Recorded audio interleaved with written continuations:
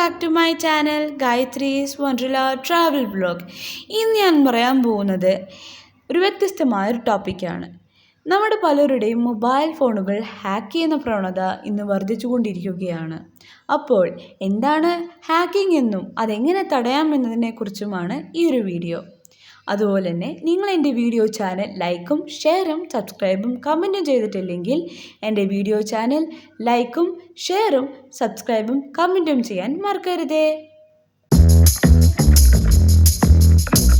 എന്താണ് ഹാക്കിംഗ്? ഒരു അക്കൗണ്ടിലേക്കോ കമ്പ്യൂട്ടർ സിസ്റ്റത്തിലേക്കോ അനധികൃത പ്രവേശനം നടത്തുന്നതിലൂടെ ഡിജിറ്റൽ ഉപകരണങ്ങളെയും നെറ്റ്വർക്കുകളെയും വിട്ടുവീഴ്ച ചെയ്യുന്ന പ്രവൃത്തിയെയാണ് ഹാക്കിംഗ് എന്ന് പറയുന്നത്. എന്താണ് എത്തിക്കൽ ഹാക്കിംഗ്? ഒരു സിസ്റ്റത്തിലെ സുരക്ഷാ പിഴവുകൾ കണ്ടെത്തുന്നതിനായി നിയമപരമായി ഹാക്ക് ചെയ്യുന്ന രീതിയെയാണ് എത്തിക്കൽ ഹാക്കിംഗ് എന്ന് പറയുന്നത്. ഹാക്കർമാർ അവരുടെ ഉദ്ദേശ ലക്ഷ്യവും പ്രവർത്തന രീതിയും അനുസരിച്ച് black hat hackers, white hat hackers, great hat hackers എന്നിങ്ങനെ 3 തരം തിരിച്ചിട്ടുണ്ട്. ദുരുദ്ദേശത്തോടെ അനുവാദമില്ലാതെ നമ്മുടെ കമ്പ്യൂട്ടർ സിസ്റ്റത്തിൽ നുഴഞ്ഞു കയറി വിവരങ്ങൾ മോഷ്ടിക്കുകയോ നശിപ്പിക്കുകയോ ചെയ്യുന്നവരെയാണ് ബ്ലാക്ക് ഹാറ്റ് ഹാക്കേഴ്സ് എന്ന് പറയുന്നത്. ഉദാഹരണത്തിനായി ഒരു ഹാക്കർ ഒരു വ്യക്തിയുടെ ക്രെഡിറ്റ് കാർഡ് വിവരങ്ങൾ മോഷ്ടിച്ച് പണം തട്ടിയെടുക്കുന്നത്. അനുമതിയോടെ സിസ്റ്റത്തിലെ സുരക്ഷാ പിഴവുകൾ കണ്ടെത്തി പരിഹരിക്കുന്നവരെയാണ് വൈറ്റ് ഹാറ്റ് ഹാക്കേഴ്സ് എന്ന് പറയുന്നത്. ഇവരെ എത്തിക്കൽ ഹാക്കേഴ്സ് എന്നും പറയുന്നു.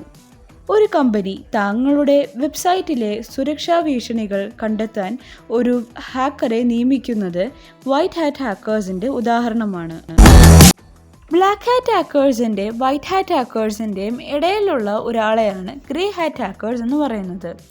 ഇവർ അനുമതിയില്ലാതെ സിസ്റ്റത്തിൽ നുഴഞ്ഞു കയറുന്നു.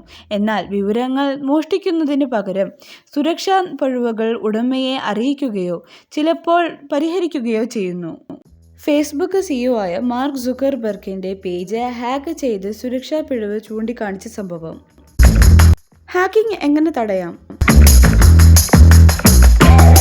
ഫോണിലെയും കമ്പ്യൂട്ടറിലെയും ഓപ്പറേറ്റിംഗ് സിസ്റ്റവും ആപ്പുകളും എപ്പോഴും അപ്ഡേറ്റായി സൂക്ഷിക്കുക.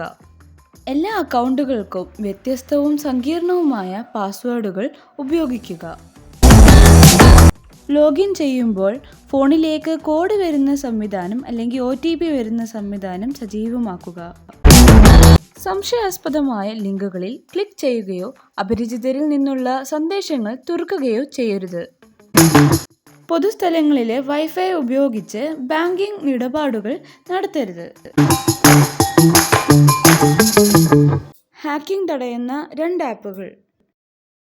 ഫോണിലെ വൈറസുകൾ കണ്ടെത്തുന്നതിനും വെബ് സുരക്ഷയ്ക്കും മികച്ച ആപ്പാണ് ബിറ്റ്ഡിഫെൻഡർ. ശക്തമായ ഒരു പാസ്വേഡ് നിർമ്മിക്കുന്നതിനായി കീപ്പർ പാസ്വേഡ് മാനേജർ സഹായിക്കുന്നു. ഈ മേൽ പറഞ്ഞ ആപ്പുകൾ ഗൂഗിൾ പ്ലേ സ്റ്റോറിൽ നിന്നാണ് ഇൻസ്റ്റാൾ ചെയ്യാൻ പറ്റുന്നത്. നിങ്ങൾക്ക് എൻ്റെ വീഡിയോ ചാനൽ ഇഷ്ടപ്പെട്ടിട്ടുണ്ടെങ്കിൽ ലൈക്കും ഷെയറും സബ്സ്ക്രൈബും ചെയ്യാൻ മറക്കരുതേ.